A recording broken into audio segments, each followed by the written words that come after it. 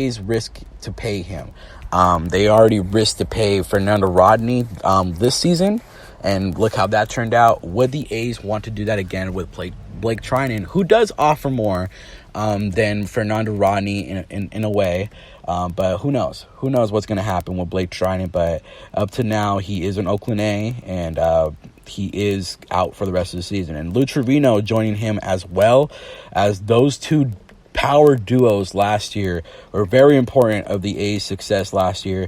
But Trivino is out for the rest of the season as well with a cracked rib. A lot of people said that he fell in the shower or something. I do not know the little story with that, but not much information was given. Trivino is out, though, for sure, with the cracked rib. Now, the call-ups to replace these players, the A's did not go with the pitcher. Other than Frankie Montas, who was activated from the IL, which wasn't an injury, but it was the suspension with the little PD thing that he got caught up with. But Frankie Montas did not come in for Treinen or Trivino. He actually came in as the A's did DFA'd Bo Taylor, who we all know that we claimed back from Toronto after letting him go once. So we let him go twice. But people are really optimistic of re-signing Bo Taylor for next season. So who knows? But Frankie Montas did pitch yesterday. Was it yesterday? It was Thursday. He pitched Thursday. Looked really good, but he is not eligible to pitch in the postseason. So that is something that is quite of a bummer, because Frankie Montas would have helped a lot.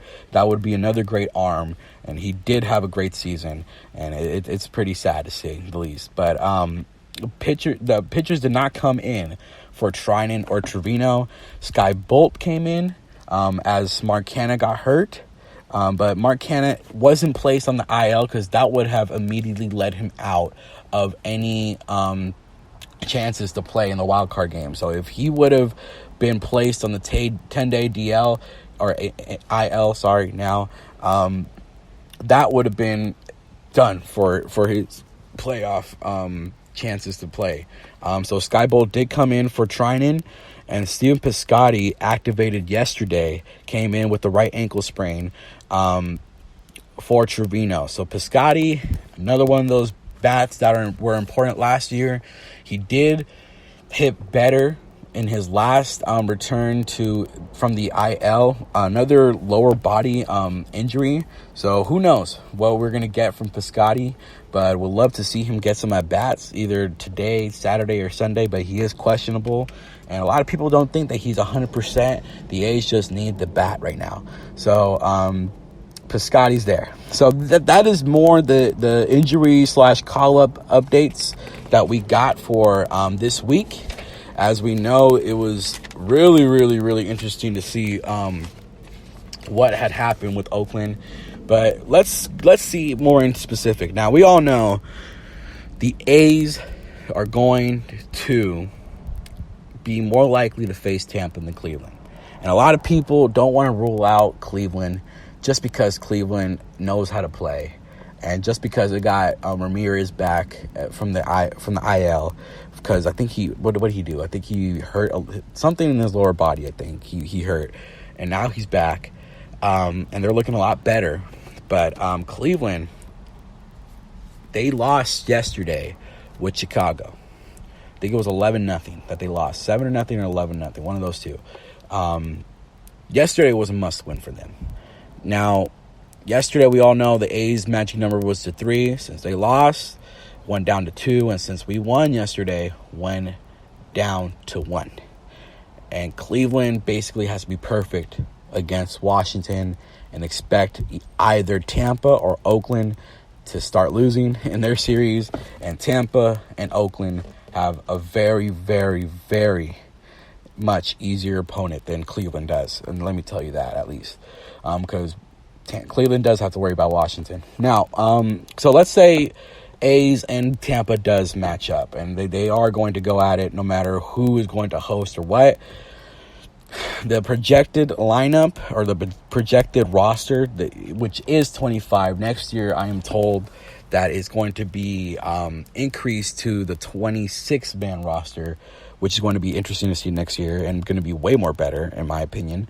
But let's see this right now. For Tampa Bay, Morton and Glasnow are favorite, and I mean favorite, to go and pitch the wild card game to start, or to go start the game. Morton is most likely the most favorite. Has had an amazing year all year. Has done amazingly last year and the years before. He has been a great pitcher ever since being traded to Houston. And it's just been impressive to see what Charlie Morton has become. He is the ace in Tampa. Glasnow and Snell could be debatable as aces, but they had their fair share of injuries. Morton has been healthy most of the year, and he is most likely going to get the nod for Tampa Bay. So Morton does have postseason experience as well, has a World Series ring to prove it. So yeah, give it to the veteran. You know, if I was Tampa Bay, I would feel pretty confident throwing in Morton, especially if you have Glasnow and Blake Snell to come in as a reliever. So those are the first two. So Morton, Glasnow. Let's proceed with the roster spot, or the roster situation. Emil Pagan. Last year, we all remember him with the Oakland Athletics. Didn't really have that great of a year, or it was an inconsistent year, should I say. But this year really has broken out, has been the closer since then, has excelled in the closer role. Diego Castillo, another great pitcher. Chaz Rowe has nasty stuff. Colin Poche, pretty good year for him. Ryan Yarbrough, who is going to most likely be used as a reliever for this wild card game if he's needed. But most likely he's just there just in case. But I think he would be in the starting rotation if they were to proceed and go against Houston. So Yarbrough is most likely going to be in the starting rotation spot. But I wouldn't be surprised if Tampa decides to go with a 4-man rotation and use Yarbrough as reliever. Blake Snell, definitely going to be a reliever. He had that injury, that shut down most of his season. So Blake Snell most likely is going to be used as a reliever. He has been throwing lower than 3 innings since returning from injury. So most likely they're going to use that for them. Oliver Drake, who has been a big surprise for Tampa Bay. Andrew Hithridge, and Nick Anderson, great get for Tampa Bay as well. And Brandon McKay. Now, Tampa Bay pitching-wise, they have Oakland outnumbered. They have a lot of different other weapons to use. Glasnow would be a good option to start with too. So they have 2 guys that are really, really good candidates to start and really excel in this wild card game. Now, Tampa does have the chance to go to a tiebreaker versus Cleveland, I think. But I doubt that they'll go for the game 163. I think Tampa will win the second wild card spot, if not the first. And I think Cleveland is most likely done for, but you never know. But the catching situation, very good 2 catchers. Zunino, great defensively, has good power. And Travis d'Arnaud, we all know how he has the postseason experience as well when his time with the New York Mets has really rejuvenated himself, rediscovered himself with the Tampa Bay Rays, as he is playing kind of a utility role now. He is catcher and first baseman. It seems like Zunino is really taking charge of that catching spot defensively. The pitchers like how Zunino calls his games, and it's really much of a big difference maker. Now, Ji-Man Choi and Aguilar are the most favored for first base. We know Ji-Man Choi is most likely going to be the starting first baseman, and Aguilar is probably going to be the DH if you're going to go safe to say, because you need the power to outpower Oakland. Brandon Lowe, Joe Wendell, which is debatable. A lot of people can say Robertson has Wendell outnumbered. Wendell being the better offensive player, but Robertson being the better defensive player. No matter how you want to see it, very big debate. Adames taking the shortstop position. No one's taking him out there. Duffy at third base, which is, a lot of people can say, you know what, that could be Robertson's spot.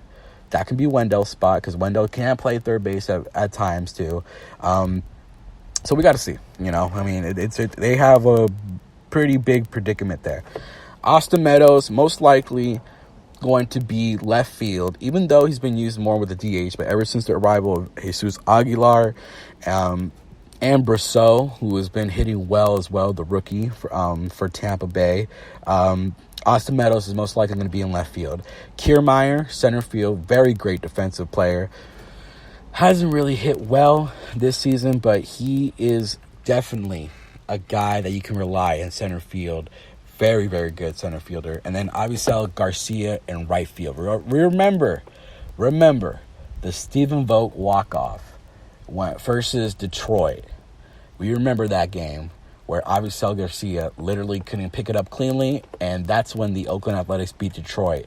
And I think it was 2000. I want to say it was 2014. I want to say 2014, but it could have been 2013. I really don't remember because it was one of those playoff runs. No, it was 2013 because we did go against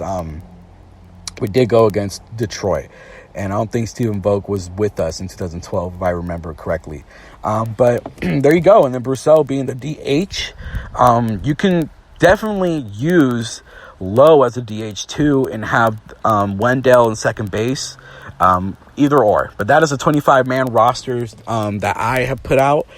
Definitely wouldn't be surprised if Tampa Bay goes different. And they do have a lot of options. Both offensively and defensively. But I'm more scared of their pitching rather than their offense, just say the least, So let's go with Oakland with their 25-man roster, and then we'll go more into depth of what's going to happen. Manaea and Fiers, the two favorites to go against Charlie Morton or Glasnow. If it's at home, Fiers and Manaea, you can make a debate. Who is better? It's a very big debate.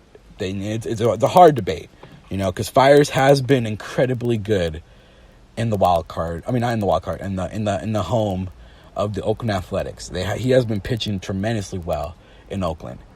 Sean Manaea has been pitching good, period. So if it's away, let's say the A's do lose the lead of the wild card spot, to host the wild card game, Manaea is most likely going to be that guy to go against Tampa Bay on the road. Which is pretty interesting because Tampa Bay does have a hitting Freddie type park. But Manaea has been pitching well. He pitched well in New York that first game that he came back, and he pitched well again. When did he go? I think yesterday. Yesterday he went against Seattle. Pitched well again yesterday. So I think it was the first game of Monday. I really don't remember, but he pitched well recently. I remember that. It's been impressive, to say the least. Manaea has really, really been good. Sub-2 ERA since he's been here in 2019 with the Oakland Athletics.